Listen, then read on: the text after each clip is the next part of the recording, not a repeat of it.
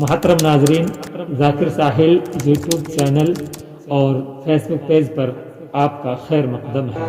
خاصی محنت جو ہے بچوں کے اوپر کر رہے ہیں اور تھوڑی دیر موسم کی خرابی کی وجہ سے ہم کو یہ پروگرام اندر کرنا پڑ رہا ہے، ورنہ باہر سلیقے سے انتظام کیا گیا تھا، لیکن بہرحال اس میں ہم اور آپ کچھ بھی نہیں کر سکتے۔ یہ خالق کائنات کی اپنی مرضی ہے، اس میں کسی کا کوئی عمل دخل نہیں ہے، لیکن انشاءاللہ العزیز ہمارا یہ پروگرام بہا صورت کامیاب ہے۔ بچے اپنے پروگرام کو اسی جذبے کے ساتھ پیش کر رہے ہیں۔ ہمارے اسٹیج پر جو ہمارے مہمانان خصوصی اور علماء کرام جو تھے وہ سب ماشاءاللہ پروگرام میں شریک ہو چکے ہیں، اور بہت جلد حضرت مولانا محمد راشد صاحب شیخ الحدیث دارالعلوم محمدیہ میر کھیڑلا ان قریب حضرت تشریف لا رہے ہیں۔ تو میں بچوں کے پروگرام کو آگے بڑھاتے ہوئے عزیز محمد مستقیم کو دعوت دیتا ہوں، یہ طالب علم آئے اور اپنی تقریر کو پیش کریں۔ محمد مستقیم۔ الحمدللہ رب العالمین والصلاة والسلام علی رسول کریم، اما بعد، اعوذ باللہ من الشیطان الرجیم، بسم اللہ الرحمن الرحیم، قل هل يستوي الذين يعلمون والذين لا يعلمون، قال رسول اللہ صلی اللہ علیہ وسلم، من خرج في طلب العلم كان في سبيل الله حتى يرجع۔ صدر محترم اور حاضرین جلسہ، جیسا کہ آپ سب جانتے ہیں، علم کی لغوی معنی ہے جاننا، کسی چیز کی ماہیت حقیقت دریافت کرنا، اس کے فوائد و نقائص سے واقف ہونا، مقام استعمال کا جاننا اور مناسب موقع پر اس سے مستفید ہونے کا نام علم ہے۔ میرا محفل، علم ایک پائیدار دولت ہے جس کو کبھی زوال نہیں۔ دنیا کی ہر چیز فانی ہے، بلکہ دنیا خود فنا کا گھر ہے۔ ہر کمال کو زوال ہے، ہر آباد کے لیے برباد ہونا لازمی ہے۔ ہر بہار کے بعد خزاں ہے، ہر دن کے بعد رات ہے، ہر نور کے بعد تاریکی ہے۔ دولت مندی کے ساتھ غریبی ہے، تندرستی کے ساتھ بیماری ہے۔ غرضے کے عالمی مشاہدات میں ایسی کوئی چیز ڈھونڈنے سے نہ ملے گی جو بھرتی بھرتی نہ ہو، لیکن علم ایک دولت ہے جسے ہمیں چبرنے سے کام ہے۔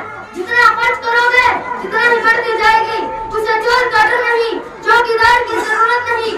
یہ دولت ہر وقت محفوظ ہے اور ہمیشہ محفوظ رہے گی۔ حاضرین گرامی، دوست وہی ہے جو مصیبت کے وقت کام آئے، ورنہ اچھے دنوں میں تو ہر کوئی یارغار ہونے کا دعویٰ کرتا ہے۔ دنیا کے تجربوں سے ثابت ہوتا ہے کہ دنیا میں کوئی کسی کا دوست نہیں۔ مصیبت کے وقت ہر کوئی اپنی جان بچانے کی فکر کرتا ہے۔ صدر علی صفات، ہاں اگر کسی چیز سے وفا کی دعائیں تو وہ ایک علم تھا جو ہر موقع پر صاحب علم کے کام آیا۔ مصائب کے پہاڑ ٹوٹے، بدن کی آنکھیں چلی، کفر کے سمندر میں تراتم برپا ہوا، لیکن کشتی علم نہ ڈوبی پر نہ ڈوبی۔ ارباب دانش و حکمت، علم کی سینکڑوں لاکھوں کرامات ہے جو ہمارے دیکھنے میں آ رہی ہے۔ وہ انسان جس کی آواز ایک دو فرلانگ تک بمشکل سنائی دیتی ہے، آج زمین کے ایک کونے میں بیٹھ کر دوسرے کونے تک سنا جا سکتا ہے۔ آندھیاں چلے، بادل گرجے، چیخ و پکار اور کان پڑی، آواز سنائی نہ دے، لیکن مشرق کا انسان مغرب کے انسان کی باتیں سنے گا۔ انسان کو فضائے آسمانی میں کس نے اڑایا؟ سمندر کسی نے کس نے چیرے؟ ہوا میں آگ کس نے لگائی؟ پانی سے بجلی کس نے پیدا کی؟ اندھیرے گھروں کو نور سے منور کس نے کیا؟ علم نے، صرف علم نے انسان کو صحیح معنوں میں انسان بنانا علم کا کام ہے، ورنہ انسان اور حیوان میں تو کوئی فرق نہیں۔ جناب صدر اور ارباب دانش،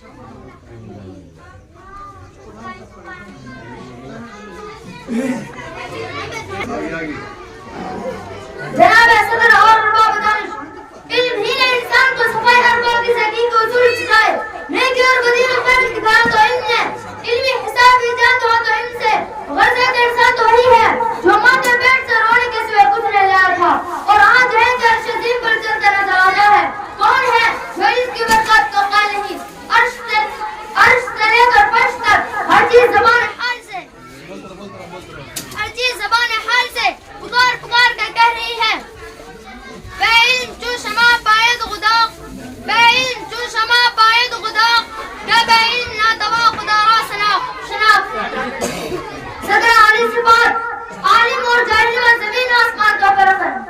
نے کیا خوب کہا ہے نسبت خاک رابع عالم پاک اقبال ارسطو جالینوش سیاق سعدی وغیرہ دنیا کی بے شمار ہستیاں ہیں جن کی قبروں کو نشان بھی مٹ چکے ہیں صرف علم کی بدولت ایسا زندہ ہے اور قیامت تک بچے بچے کی زبانوں کا نام لیتی رہے گی علم ایک گوشہ ہے جو صاحب علم کو مرنے کے بعد بھی زندہ و جاوید رکھتی ہے علم ایک نور ہے جو انسان کو تاریکی سے روشنی تک لے جاتا ہے علم رہنے کا راہ